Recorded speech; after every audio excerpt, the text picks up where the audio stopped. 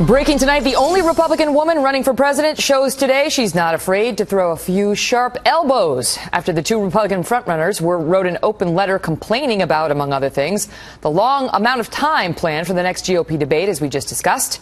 Carly Fiorina's deputy campaign manager throws a virtual grenade at three big GOP competitors.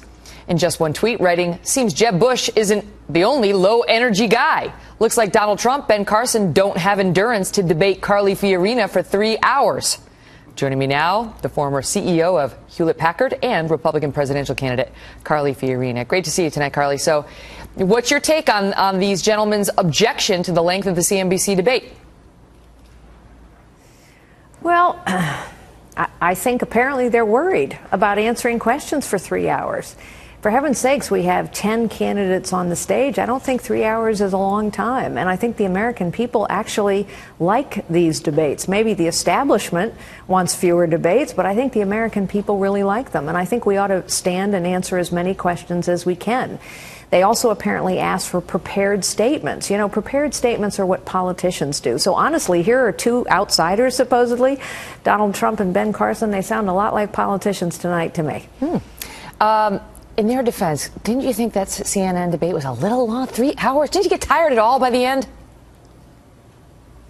Well, yeah, 3 hours is a long time. But when you have 11 people on the stage, this time we'll have 10, and when there are so many issues facing the American people, I think it's actually quite important. You know, the CNN Democrat debate was 2 hours. On the other hand, they only had 5 people on the stage. That felt long, too. Let me ask you about the CNN Democrat debate, because I haven't heard your take on it yet, but I saw in a written statement that you put out, you said it's going to be a different thing if Hillary Clinton has to go up against you, and you wrote she won't get away with, quote, downright lying. What specifically did you hear that you thought was a downright lie on her part? Well, you know, it's what I've been hearing for months and months. It wasn't even specific to Tuesday night. Unfortunately, Bernie Sanders gave her a big pass by saying the American people are tired of hearing about your emails and your server. But of course, she lied about both.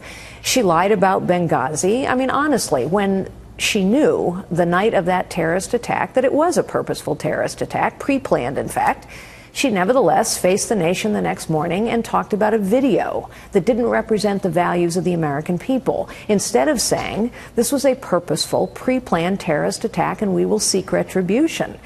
But I also found it kind of amusing, honestly, that Hillary Clinton would claim that she was an outsider because she's a woman. No, she's not an outsider. She is the quintessential professional member of the political class.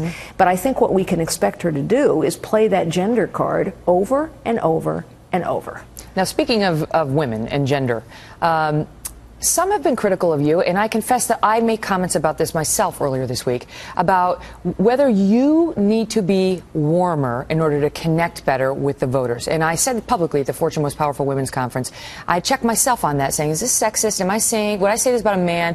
And I tell you, I would, that I think any political candidate needs to connect with an audience.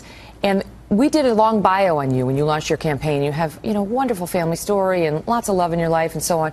Do you think that is a fair criticism, that perhaps you could do a better job of connecting on a personal level with viewers and voters? Well, in that debate, Megyn, the vast majority of viewers thought I won it. So I clearly connected. And I'm here in Iowa. And I've just spent the last hour answering questions from voters, and they clearly understood I was connecting. I tell personal stories every day because, of course, we have to connect in an authentic way with voters. But I think you're wrong when you say I'm not connecting with voters. I think that's why my candidacy is rising. I also think this. There is a time to smile, and there is a time to be serious. And when you're talking about ISIS, it's hard to smile. It's certainly not at those moments. moments. Certainly not at those when you're moments. talking about the death of your, when you're talking about the death of your daughter, it's not a time to smile. When you're talking about late-term abortions in order to harvest body parts, those are it's not time to no smile. One's suggesting that in those moments you should be laughing. And I didn't suggest you're not connecting. But those with were voters. the questions that were getting asked. Those were the questions that were getting asked on that debate. Here's the reason why I asked. So this is a picture of you with your daughters. In the bathtub, which is great. And you see this mother and you see the love, and You know, a lot of us have seen this side of you, but what we've also seen is you're slipping in the polls. Even though you skyrocketed after the CNN debate, you were way the heck up there, you know, number 2 in some polls. Now you're back down. We have a chart that shows to where you were before even the Fox debate. And so folks have been asking why. Why is that? Why do you think it is? Well, actually, I don't agree with the premise of your question. I'm number 2 in New Hampshire today. I'm number 3 in Iowa. I'm number 2 in Nevada.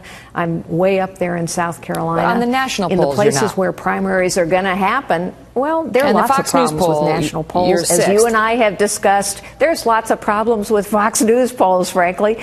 Something that we've discussed many times. The national polls, people are going to go up and down. What I think is important to understand is in the state polls, where the primaries are going to be held, I am a clear front runner.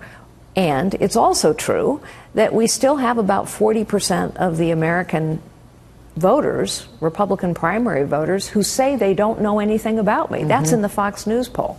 So I'm actually very happy with where I am. I think we are connecting with voters, and I think we're going to continue to rise in the polls as more and more Americans get to know who I am and what my story is, we will, and what I will do, most importantly, as President of the United States. We'll post that, for people who haven't seen it, we'll post that bio package that we did on you on our Facebook page at facebook.com/The Kelly File, so folks can see a bit about your background. And we appreciate you coming on. Thank you. All the best. Well, that'd be fantastic. Thank you. All right, take care. Thanks, Megyn.